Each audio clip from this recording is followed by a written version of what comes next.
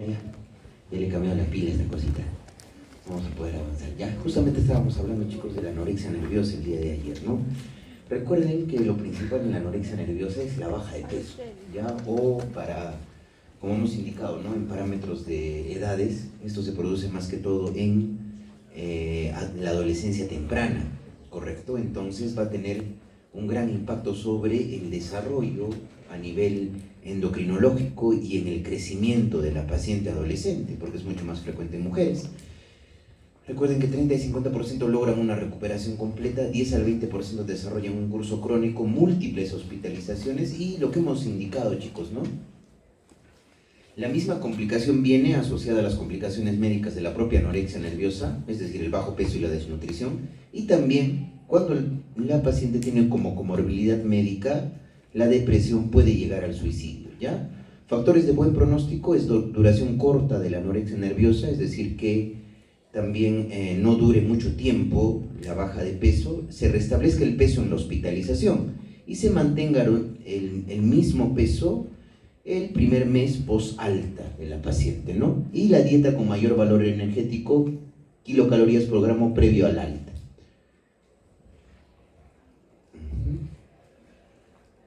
Y los factores de mal pronóstico, lo contrario, ¿no? La duración larga de la anorexia con una adaptación a la malnutrición más alta, el índice de masa corporal más bajo al alta, pérdida de peso en el primer mes post-alta y la coexistencia de bulimia nerviosa, es decir, que sea una anorexia nerviosa tipo atracón-purga y la presencia de comorbilidad psiquiátrica. Recuerden que en la mayoría de los casos la comorbilidad que más frecuente está en la anorexia nerviosa, chicos, son los rasgos de personalidad obsesivo-compulsivo, es decir, la tendencia a el sobrecontrol sobre ciertas situaciones de la paciente y las autoexigencias y la tendencia al perfeccionismo, ¿ya?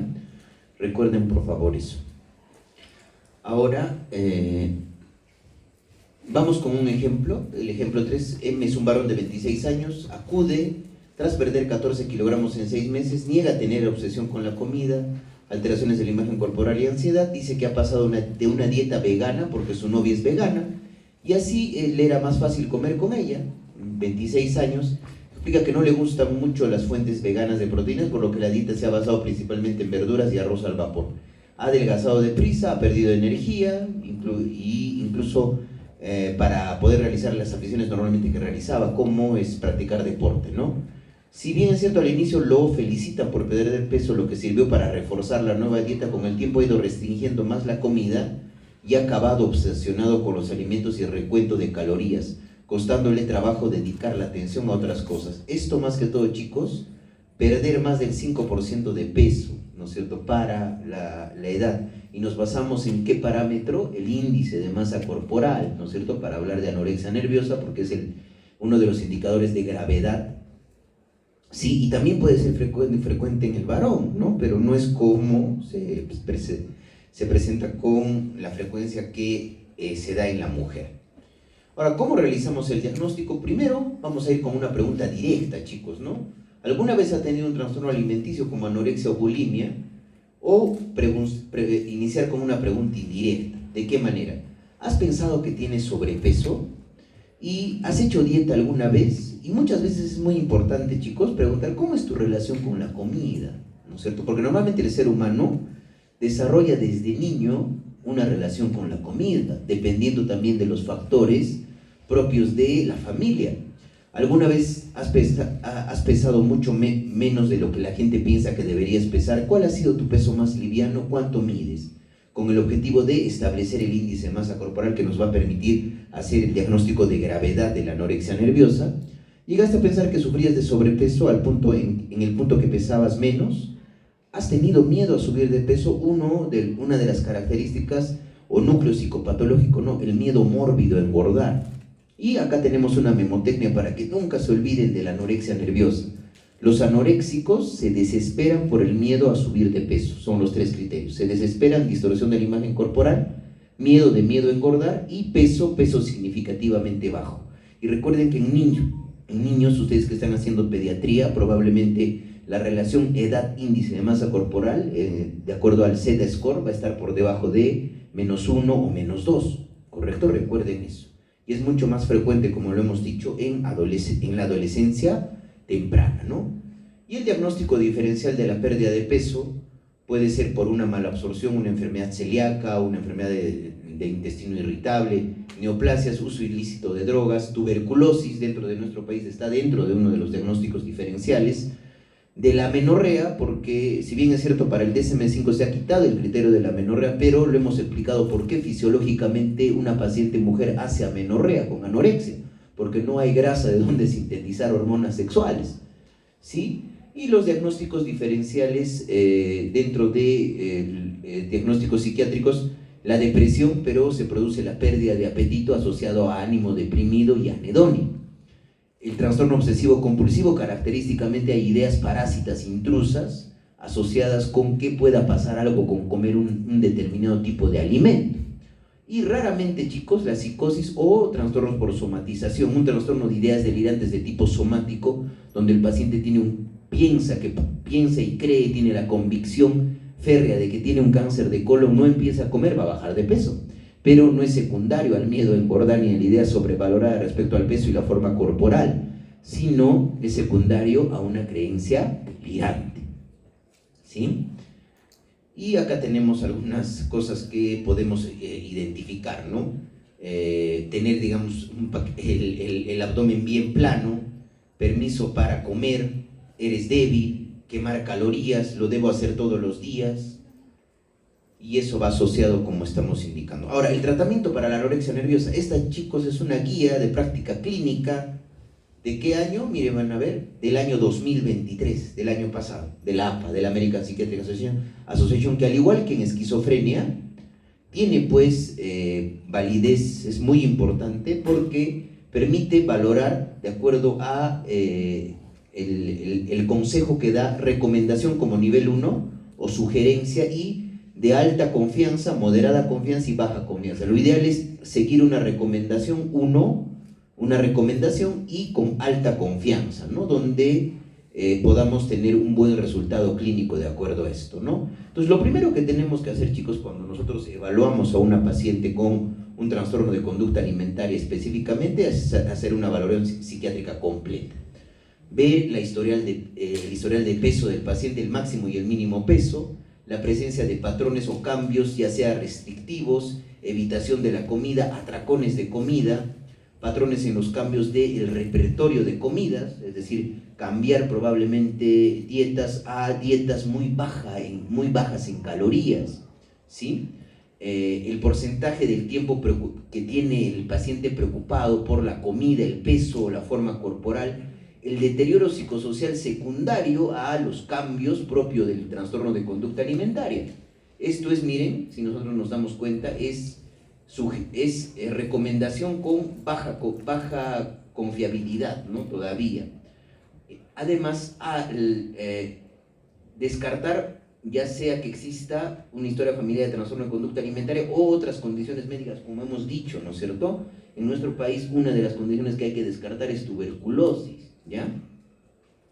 La APA también recomienda la evaluación psiquiátrica completa, valorando el peso, el tipo de dieta restrictiva, así como también valorar, probablemente identificar comorbilidades tanto médicas como psiquiátricas. Es muy importante al inicio de la valoración, ¿sí? Y luego recomienda la evaluación psiquiátrica sobre un paciente que probablemente tenga un trastorno de conducta alimentaria, revisión por sistemas, y es muy importante esto, chicos, lo que les decía, el Z-score para el índice de masa corporal o los percentiles para el índice de masa corporal, ¿correcto? Recuerden por favor eso. Y la valoración médica, ¿no? Funciones vitales de la paciente, presión arterial, frecuencia cardíaca, temperatura, ¿correcto? Muy bien. Además, requiere también la valoración de un panel metabólico. Recuerden que esta paciente está adaptada a la malnutrición. Va a tener bradicardia, va a tener hipotermia, ¿correcto? Probablemente, además, va a tener una hipocalemia, pero ya crónica, ¿correcto? Que cuando se intenta hacer una corrección rápida, podemos tener problemas médicos, ¿correcto? Y también está indicado un electrocardiograma, porque muchas veces un médico le puede colocar aloperidol a esta paciente y el aloperidol prolonga el intervalo QT, Se prolonga el intervalo QT y la paciente no se va a morir por la anorexia, se va a morir por utilizar mal una medicación, ¿correcto? Y recomiendan que hay que hacer una evaluación apropiada a la cultura, centrada en la persona y un plan de tratamiento que sea integral. Como les he dicho, el tratamiento de elección, chicos, en la anorexia nerviosa es la restitución de la relación adecuada con la comida de la paciente, recuperación de peso. No hay un tratamiento farmacológico aprobado para la anorexia nerviosa, ¿ya? Eso por favor no se olvide. Y acá tenemos, ¿no? ¿Qué es lo que recomienda específicamente para la anorexia nerviosa? La rehabilitación nutricional y objetivos de ganancia de peso. Además, recomienda psicoterapia para normalizar el peso y el control del peso de acuerdo al comportamiento. Y además recomienda en pacientes adultos con anorexia nerviosa siempre tratar de utilizar una terapia basada en el trastorno y enfocada en la familia, porque no solamente hay que cambiar creencias en el paciente o en la paciente, sino también en la familia para que haya un buen apoyo familiar. Y finalmente, ¿cuáles son los objetivos del tratamiento? 4, chicos. Estabilizar primeramente médicamente a la paciente, corregir los problemas metabólicos y de medio interno, recuperar el peso, corregir el patrón conductual y emocional y el tratamiento de la comorbilidad médica y psiquiátrica. La estabilización médica, chicos, hospitalización cuando el peso es menor al 20% para la talla y se tienen que tratar los desequilibrios hidroelectrolíticos, peso diario por la mañana después de micción, balance hídrico estricto, vigilancia para las conductas purgativas, AGA y electrolíticos de acuerdo al nivel de potasio, control de funciones vitales y electrocardiograma, es muy importante. Y cuando el índice de masa corporal es menor a 15 kilogramos metro cuadrado y hay amenorrea, y empieza a perderse calcio a nivel óseo. Está indicativo realizar, a pesar de que sea adolescente, una densitometría ósea. Recuerden por favor eso, ¿ya? Y acá vemos, chicos, cuándo se admite en una unidad psiquiátrica una paciente y cuándo se admite en una unidad médica. Yo no voy a admitir pues en una unidad de psiquiatría, de hospitalización, a una paciente adolescente con un índice de masa corporal menos de 12. Lo ideal es admitir a una paciente que por lo menos tenga un índice de masa corporal por encima de 14. Y cuando tiene cualquier tipo de estas complicaciones médicas, porque muchas veces, chicos, la paciente puede hacer prolongación del intervalo QT o elevación del segmento ST, ¿correcto? O lo más probablemente dramático que puede suceder en estas pacientes cuando se les empieza a hidratar de manera masiva, puede hacer un prolapso de válvula mitral por ruptura de cuerda tendinosa, ¿correcto? Recuerden eso. Pero a veces pues nuestros colegas, los médicos internistas, no entienden esto. Incluso hasta muchos psiquiatras de mi servicio no entienden esto. Que una paciente primero tiene que estar médicamente estable para después hacer la psicoterapia, ¿correcto? Y que el tratamiento de la anorexia nerviosa no tiene que ver con el uso de fármacos ni psicofármacos, es la rehabilitación nutricional, ¿correcto? Porque una de las grandes complicaciones, chicos, es el síndrome de realimentación. Entonces, ¿cuál es el objetivo de la ganancia de peso? Cuando está hospitalizada, entre 1 kilo a 1.800 por semana. En hospitalizaciones parciales de 500 a 1.500 por semana y de manera ambulatoria de 500 a 1.000 gramos por semana. Y la carga calórica, ¿cómo se va dando, chicos? No le voy a dar pues una carga calórica de 3.000 a 4.000 kilocalorías por día a la paciente. Le voy a generar un síndrome de realimentación con hiperfosfatemia. Y acá justamente es lo que les indico, ¿no? Y monitorizar el fosfato. La realimentación rápida genera un síndrome de realimentación que puede generar rhabdomiolisis, anemia hemolítica, convulsiones, falla cardíaca, coma y muerte súbita. Laboratorialmente se identifica hipofosfatemia. No existe evidencia, chicos, de uso de psicofármacos. Algunos utilizan olanzapina porque tiene efecto sobre el receptor H1 y puede estimular el apetito. Solamente por eso. Ahora, no voy a utilizar pues antidepresivos tricíclicos porque bajan el umbral convulsivo, ni tampoco voy a utilizar bupropio porque el bupropio, hemos visto que se utiliza para la cesación tabáquica, también baja el umbral convulsivo. Y esta paciente ya de per se tiene más riesgo de convulsionar, ¿correcto? Y respecto a esto, chicos, además se restringe el uso de fármacos solamente para comorbilidades, ¿ya? Recuerden por favor eso, solamente para comorbilidades. Uso de vitamina D o D2 o D3 y calcio, dependiendo también de la densitometría y del índice de masa corporal. Y acá vemos los tipos de terapia.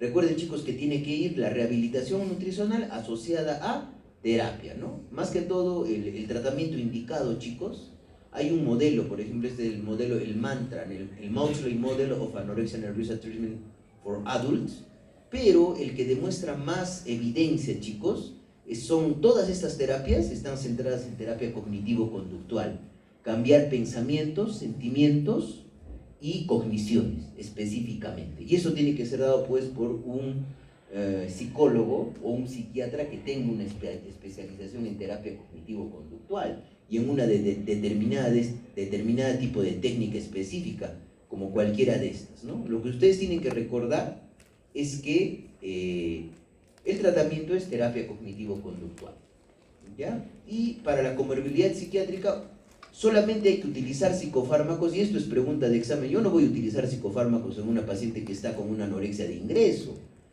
Ha recuperado el peso y hay una comorbilidad psiquiátrica más, ahí recién puedo utilizar algún psicofármaco y también tengo que adecuarlo al peso de la paciente, teniendo en cuenta que estas pacientes, como tienen menos peso, tienen el metabolismo hepático también más bajo, el metabolismo renal más bajo, van a tener concentraciones plasmáticas más altas a dosis más bajas de medicamentos, ¿correcto? La titulación tiene que ser más lenta y los psicofármacos a elegir son aquellos que tengan escaso metabolismo hepático y escaso metabolismo renal, ¿sí? Si es que hay comorbilidades. Ahora, dentro de los psicofármacos, cuando hay comorbilidad de depresión, pues se puede utilizar de preferencia la sertralina, chicos, ¿ya?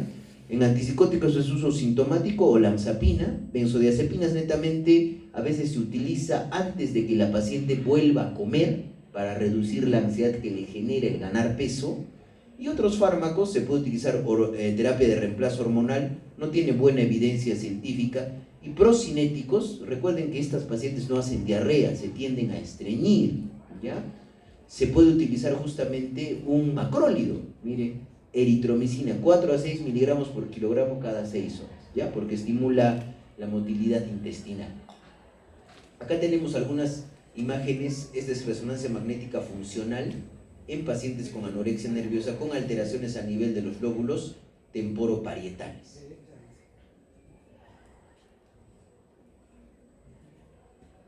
¿Sí? Se evidencia disminución de actividad en corteza cingulada anterior y en la corteza temporal y parietal. Correcto, y acá tenemos una tomografía por emisión de fotón único en anorexia nerviosa, y lo que acá es importante para que vean cómo solamente la restauración del peso regula el metabolismo, la hipoperfusión. Miren, dense cuenta, ¿no? A la presentación, 9 meses después de la ganancia de peso y 17 meses después de la ganancia de peso, se restaura la hipoperfusión al restablecer solamente el peso. Y luego vamos a ver el segundo trastorno, que es la bulimia nerviosa. Ya hemos dicho, chicos, ¿no?, que la bulimia nerviosa está caracterizada por episodios recurrentes de atracones, es decir, la ingesta excesiva de comida en una sola oportunidad, asociada a métodos compensatorios, ya sean purgativos, vomitar o utilizar laxantes o diuréticos, o restrictivos, dejar de comer o hacer excesivo ejercicio. ¿Cuál es el objetivo de estas dos conductas? Evitar la ganancia de peso. Pérdida de control sobre la ingesta. Esto genera, chicos, este atracón, sentimientos de culpa y autorrepulsa, que al final lleva a los métodos compensatorios, ¿no? ¿Y de dónde viene el nombre de bulimia? Viene de bulos. Bulos es buey y emia es hambre, hambre de buey. Ya recuerden, ese es el término porque se denomina bulimia. La diferencia clínica con los pacientes con anorexia nerviosa, cosa que me preguntaban ayer varios de sus compañeros, ¿cuál es? ¿Es que se mantiene un peso normal o se tiene sobrepeso? Esa es la gran diferencia, ¿sí? Y acá está pues Gerald Russell, que acuña el término de bulimia nerviosa. Miren, este es un artículo del año 79, este es un psiquiatra británico que habla bulimia nerviosa, una variante ominosa de la anorexia nerviosa. Describe pues un grupo de pacientes que tenían anorexia y van migrando a periodos de atracones con purgas. Y también gracias a este psiquiatra tenemos pues la determinación de un signo que se puede evidenciar en pacientes con bulimia, que viene a ser la erosión dada por las piezas dentarias en la cara dorsal de los dedos, que se denomina esa callosidad signo de Russell, ya no se olvida. Hay factores genéticos, por supuesto, chicos, antecedentes familiares de bulimia, trastornos afectivos, trastorno por uso de sustancias y obesidad. Hay menor secreción de colecistoquinina. Recuerden que la colecistoquinina es la hormona de la saciedad. Y a nivel de neurotransmisores, chicos, es donde se evidencia la mayor disfunción serotoninérgica. Es por eso que el tratamiento de la bulimia nerviosa reside en dar antidepresivos a dosis altas. Específicamente, ¿cuál es el fármaco aprobado para la bulimia nerviosa? La fluoxetina. Y la fluoxetina se tiene que utilizar entre 60 a 80 miligramos. ¿Correcto? Y por la hipofunción serotoninérgica. A nivel de noradrenalina hay una hipofunción que es producto de la restricción dietaria entre atracones. Igualmente en dopamina hay disminución del metabolito del ácido homovanílico, disminución de la respuesta placentera a la comida. Por eso se habla justamente lo que decíamos, ¿no? El trastorno por atracón o incluso la bulimia se puede conceptualizar dentro del espectro de los trastornos adictivos. Y en neuropéptidos hay endorfinas elevadas, sensación de bienestar tras la purga. ¿Correcto? Y la etiopatogenia acá, chicos, es importante recordar lo siguiente, acá. Los factores psicológicos, hay pues más impulsividad. Estas pacientes son más impulsivas, es por eso que este cuadro se presenta mucho más en pacientes ya en la adolescencia tardía o en la adultez temprana, o en la juventud temprana, disculpen, ¿no? Con donde hay bastante impulsividad, por eso hay bastante comorbilidad con trastorno por uso de sustancias, y la comorbilidad más frecuente es con el trastorno de inestabilidad emocional de la personalidad de tipo límite. Recuerden eso. Entonces, anorexia nerviosa está más asociada a rasgos obsesivos compulsivos de personalidad, y bulimia nerviosa con el trastorno limítrofe borderline de la personalidad por la impulsividad. Recuerden eso. Y al final va a haber un ciclo perpetuante, ¿no? Viene el atracón, la conducta compensatoria, restricción dietaria, atracón. Muy similar a lo que sucedía en las adicciones, si nosotros hacemos una analogía. Y factores sociales y ambientales, ¿no es cierto? Recién se describe la anorexia nerviosa del año 79 por Russell, porque hay una presión social en torno a la delgadez, y es una idea sobrevalorada con preocupación por el peso y la imagen corporal. Y acá tenemos los mecanismos etiopatogénicos. Viene la ansiedad, hay una baja autoaceptación respecto a la paciente, viene el atracón disminuye la ansiedad, luego hay una sensación de pérdida de control, la paciente experimenta esos sentimientos de autorrepulso o culpa, vomita, disminuye la ansiedad y se refuerza la conducta purgativa por el alivio de la ansiedad. Dense cuenta, ¿sí? Es como si hubiera un condicionamiento, si ustedes se han dado cuenta, ¿no? ¿Y cuáles son las complicaciones, no? A nivel metabólico, como se pierde cloro, puede haber alcalosis o acidosis hipopotasémica, hipoclorémica, deshidratación, azoemia prerrenal, a nivel de cardiovascular, arritmias, a nivel dental. Una de las cosas que se ve es por la mayor permanencia de líquido gástrico o a nivel de cavidad oral, erosión del esmalte dental. A nivel gastrointestinal, ya lo hemos dicho, la hipertrofia parotidia, secundaria a tratar de neutralizar el contenido ácido en la cavidad oral. Y a nivel musculoesquelético, por la pérdida de cloro, puede haber calambres y tetania.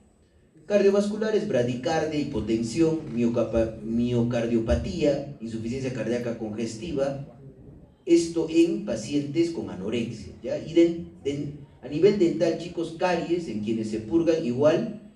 A nivel de la membrana periodontal, perimólisis, en quienes se purgan, y dermatológicas, en anorexia, el lanugo y el signo de Russell, y en la anorexia lo que les he explicado, ¿no? La hipercarotenemia, la piel amarillenta en una paciente con anorexia.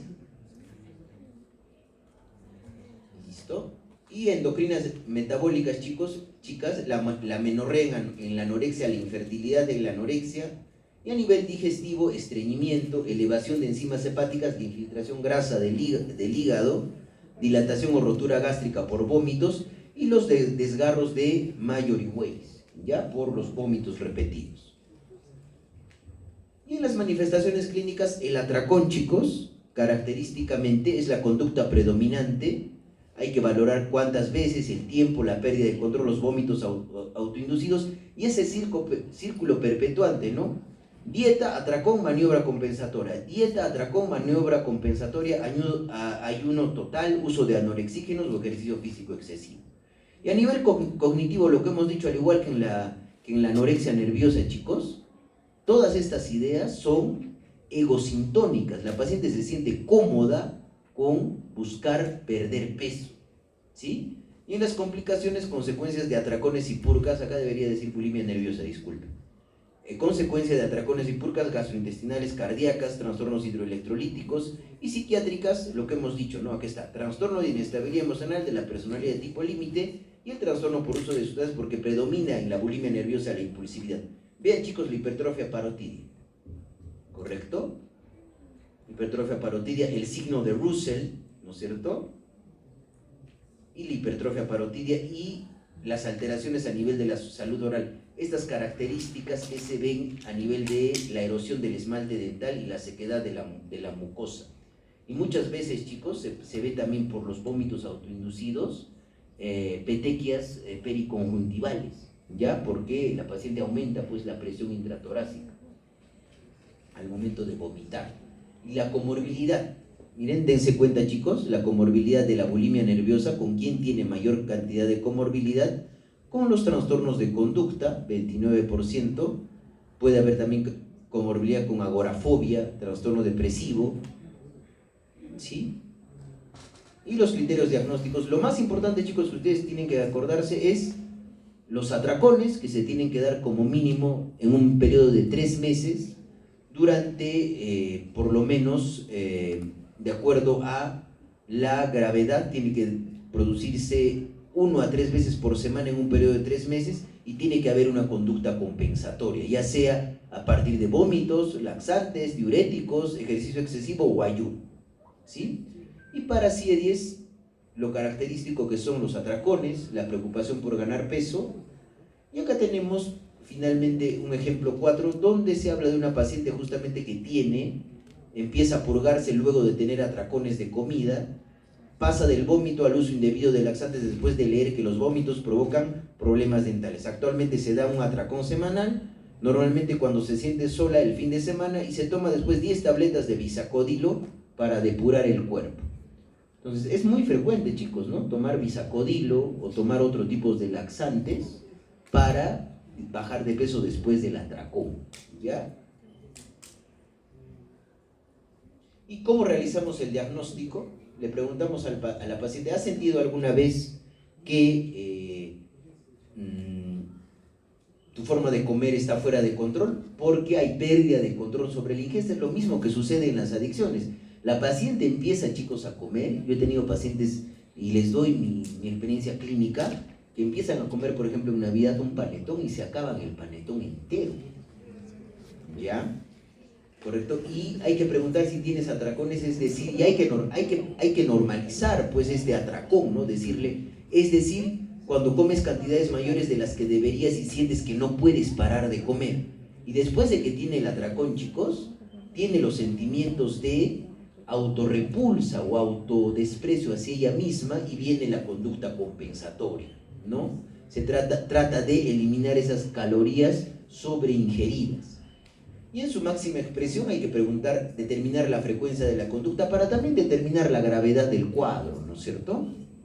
Y esta es la memotecnia. Al igual que teníamos una memotecnia para anorexia nerviosa, tenemos una memotecnia para la bulimia.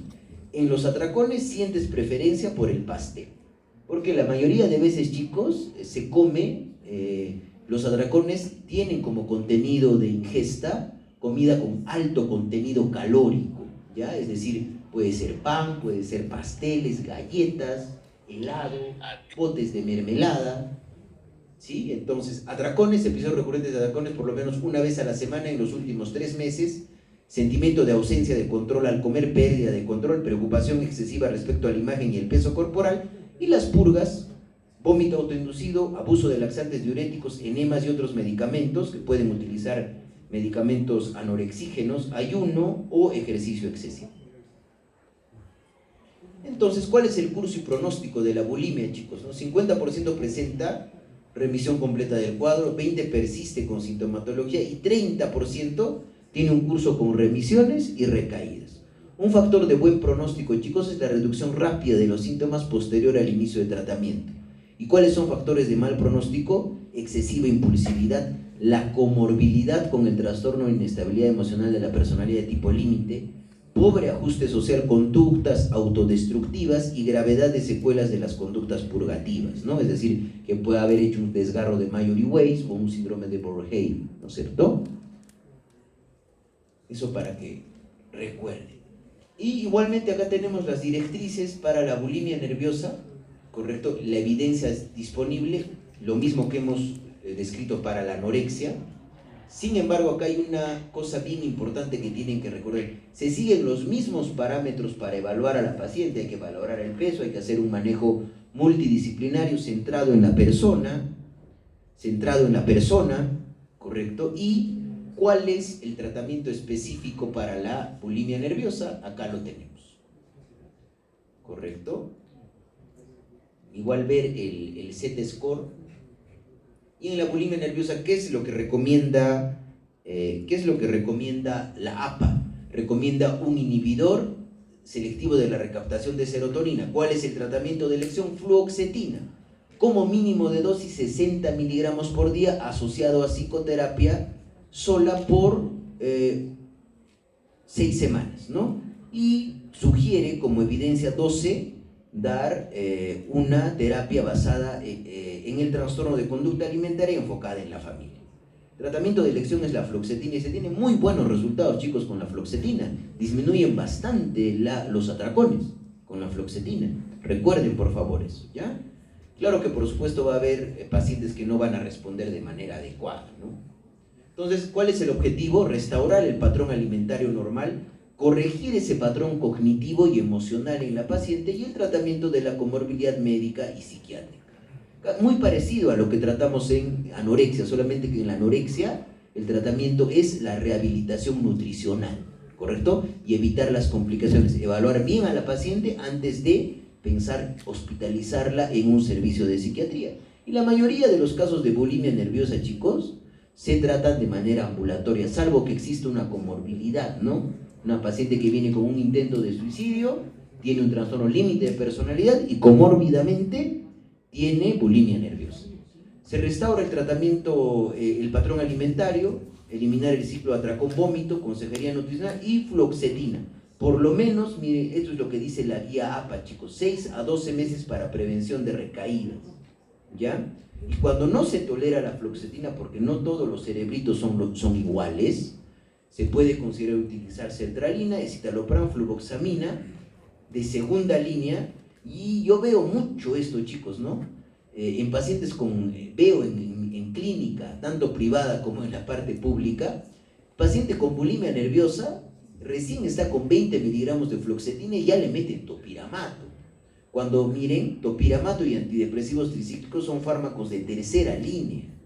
Entonces, primero, ¿yo qué tengo que hacer? No tengo que ir por pasos. ¿O voy a yo matar a una mosca con un cañón?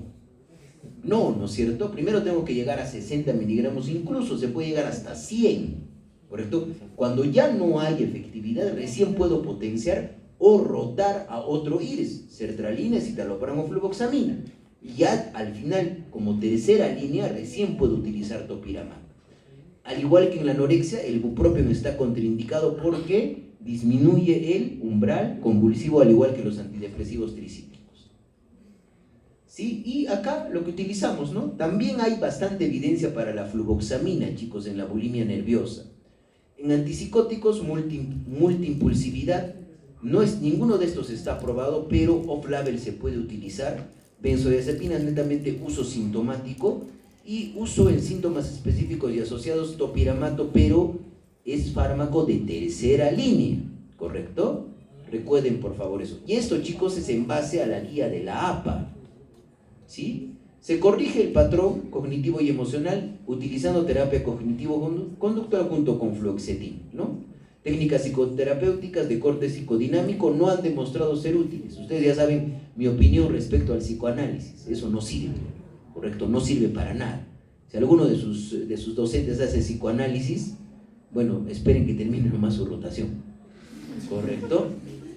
Tratamiento de comorbilidad médica y psiquiátrica, específicamente, chicos, concurrentemente un equipo multidisciplinar, al igual que sucede con la anorexia. En la anorexia nerviosa tiene que participar el endocrinólogo, el ginecólogo, el nutricionista, el psicólogo y el psiquiatra, ¿correcto?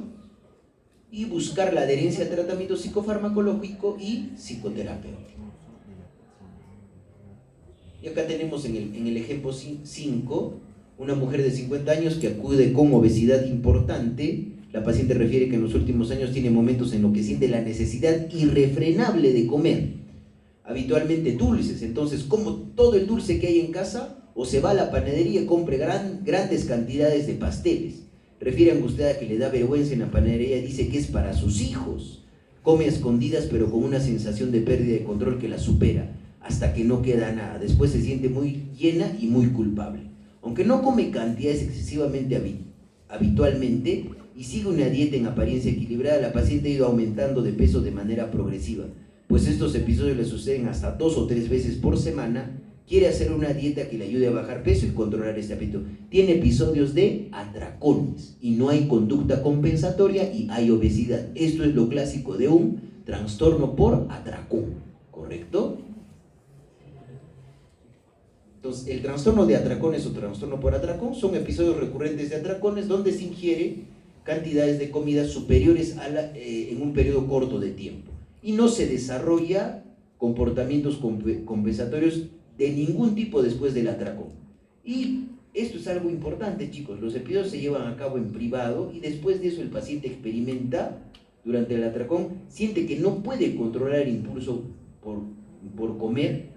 Hay presencia de obesidad y además en la etiopatogenia hay un componente hereditario, chicos. Recuerden que es preferible entender los trastornos de conducta alimentaria al igual que hemos entendido el espectro de la esquizofrenia como un espectro de trastornos donde el paciente puede migrar de la anorexia nerviosa a la bulimia y de la bulimia al trastorno por atracón o no cumplir ninguno de esos criterios y tener un trastorno de conducta alimentaria no especificado.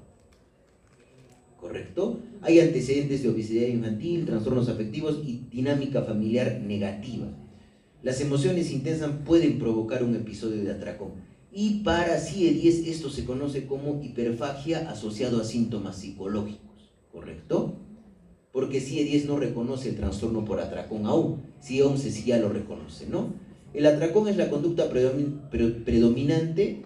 Va a depender la cantidad, del tipo, el tiempo y la ingesta de importantes cantidades de comida en periodos inferiores a 2 horas, con una sensación de pérdida de control sobre la propia ingesta, muy similar a la bulimia, solamente que en la bulimia hay conductas compensatorias con el objetivo de perder el peso que se podría ganar por esa excesiva cantidad de calorías ingeridas. Entonces, tras el atracón, el paciente experimenta sentimiento de culpa, ansiedad, y no presenta ideas sobrevaloradas con contenido de preocupación con el peso y la figura corporal.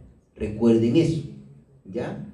Porque normalmente estos pacientes tienen obesidad y una de las complicaciones las asociadas con la sobreingesta, obesidad, síndrome metabólico y psiquiátricas predominan los cuadros afectivos de ansiedad, trastorno por uso de sustancias, dolor crónico e insomnio. Y acá tenemos las comorbilidades, miren chicos, ¿no? Por el trastorno por atracón. Predominan pues los cuadros afectivos, ¿no es cierto? Miren, la depresión. Predominan también los cuadros de ansiedad. Miren, ansiedad generalizada o cualquier trastorno de ansiedad. Es importante tener en cuenta eso, ¿no? Y acá tenemos los criterios diagnósticos, ¿no? Acá CIE-10 lo conoce como bulimia nerviosa de tipo no purgante, pero en general es hiperfagia asociada a síntomas psicológicos. Entonces, el atracón ocurre, episodios de atracones por lo menos una vez a la semana durante 3 meses, pero ¿cuál es la gran diferencia? No hay conductas compensatorias y el paciente tiene obesidad. Recuerden, por favor, eso. Y al igual que en la bulimia nerviosa, se clasifica de acuerdo al número de atracones por semana, en leve, moderado, grave o extremo. Entonces, ¿cómo realizamos el diagnóstico? Preguntar, pues, si existen atracones. ¿Tienes atracones? Es decir, usted ingiere cantidades excesivas de comida durante un tiempo determinado y luego de que has hecho el atracón, te has deshecho de la comida de alguna manera, no tiene conductas compensatorias el paciente con un trastorno por atracón, ¿sí? Y en su máxima expresión, ¿con cuánta frecuencia tienes atracones? Que es muy importante, chicos, para determinar la frecuencia de la conducta y determinar la gravedad del cuadro, ¿sí? Y la presencia de atracones en ausencia de purgas, ¿no? Ahí hablamos un poquito más respecto a los atracones. Come con rapidez, come hasta el punto de sentirse lleno, se siente mal consigo mismo, el paciente se siente mal después de haber comido en exceso. Y el curso pronóstico, 3% desarrollo de obesidad mórbida, y un estudio prospectivo en mujeres con 5 años de seguimiento, menos de la quinta parte de la muestra presentaba síntomas clínicamente significativos. Y hay un fármaco, como ya les he dicho, ¿no? Bulimia, anorexia nerviosa y trastorno por atracón. De esos 3 trastornos, el más frecuente es el trastorno por atracón. Después viene la bulimia y después viene la anorexia, ¿ya? Recuerden eso. Y el tratamiento para el trastorno por atracones, igual utilizamos nuestra guía de práctica clínica con recomendación, sugerencias y el nivel de evidencia, ¿correcto? Acá justamente tiene la misma estrategia para la evaluación, salvo que en estos pacientes hay que descartar pues que exista síndrome metabólico o diabetes mellitus, ¿no es cierto? Porque va a ser muy frecuente, ya va a haber resistencia a la insulina, ¿correcto? ¿Y cuál es el fármaco de elección, chicos? ¿No? Es lo mismo lo que estamos repitiendo. Acá, ¿qué fármaco se elige? Se elige la lisdexanfetamina, chicos. Ese es el tratamiento de elección. Lamentablemente en nuestro país no la tenemos. Es decir, es una anfetamina asociada a lisina para que se libere de manera prolongada cuando se utiliza. ¿Sí? Entonces, el tratamiento en el trastorno de atracones es igualmente restaurar el patrón alimentario normal, la corrección del patrón cognitivo y emocional, porque muchas veces el paciente come como estrategia de afrontamiento a problemas, ¿correcto? Por ansiedad. Y es muy frecuente. Y esto, chicos, muchas veces, ustedes han visto que hay un montón de cirujanos que hacen cirugía bariátrica, ¿correcto? La Academia Americana de Cirugía indica que antes de realizar una cirugía bariátrica está indicada para la obesidad mórbida primero y tiene que tener una evaluación por psiquiatría para descartar un trastorno de conducta alimentaria.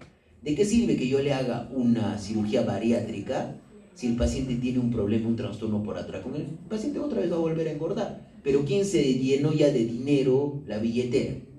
El cirujano, porque al cirujano no le importa. Simplemente opera, ¿no es cierto? Eso es, por ejemplo, algo que yo he visto en los cirujanos. Solamente yo alguna vez he tenido una paciente que sí tenía obesidad y tenía un trastorno de conducta alimentaria y sí se podía beneficiar de la cirugía, porque había reducido peso y tenía más riesgo de realizar, ya estaba con resistencia a la insulina, ¿correcto? Entonces, el cirujano pidió una evaluación por psiquiatría y un informe psiquiátrico para poder hacer la cirugía, que es lo correcto, ¿no es cierto? Entonces corregimos eso, restauramos el patrón alimentario normal, corregimos el patrón cognitivo y emocional y eliminar este ciclo de atracón-disforia, ¿no? Muy útil el tratamiento cognitivo-conductual, la terapia interpersonal, el tratamiento de elección, lisdexanfetamina, 50-70 miligramos por día. Algunos utilizan topiramato por los efectos antiimpulsivos, pero el fármaco de elección es la lisdexanfetamina, ¿sí? Y el tratamiento de la comorbilidad psiquiátrica. Cuando existe obesidad, evaluación endocrinológica, no se olviden, y la comorbilidad psiquiátrica, valorar el riesgo-beneficio del tratamiento psicofarmacológico, ¿no? Yo, por ejemplo, a un paciente que tiene trastorno por atracón, no le voy a dar mirtazapina que le eleve el apetito, ¿no es cierto?, en la vida. Entonces, el fármaco que probablemente reduce el apetito y podría ser utilizado off-label en un paciente con trastorno por atracón es fluoxetina, ¿correcto? Dentro si no tenemos lisdexanfetamina, lo que podemos utilizar es fluoxetina, ¿sí? Y la evidencia actualizada, chicos, que tenemos, ¿no? dexanfetamina para el trastorno por atracón. En la anorexia nerviosa ya hemos dicho, ¿no?, que no hay ningún fármaco aprobado, ¿correcto? Y en la bulimia la fluoxetina, ¿correcto? Y hay algunos fármacos, chicos, ¿no? Topiramato asociado a una anfetamina que es fentermina, y también hay otro fármaco que utilizan los endocrinólogos para la gestión de la baja de peso, que es la fusión entre bupropión y naltrexona. Últimamente se está utilizando mucho eso, ¿ya? Acá tenemos, y a nivel de las conclusiones, tenemos que son, primeramente, trastornos mentales con elevada mortalidad, específicamente la anorexia nerviosa. El manejo es multidisciplinario, nunca se olviden de eso, liderado por el psiquiatra. Considerar el inicio de trastorno en la adolescencia. La participación de la familia es fundamental. Basar el tratamiento en literatura científica disponible y actualizada. Anorexia nerviosa, bulimia nerviosa, trastorno por atracones. Y el éxito del tratamiento se basa ¿en qué? En una adecuada alianza terapéutica, ¿sí? Entonces, con eso, chicos, hemos terminado. He podido llegar, creo, a tiempo justamente para todo.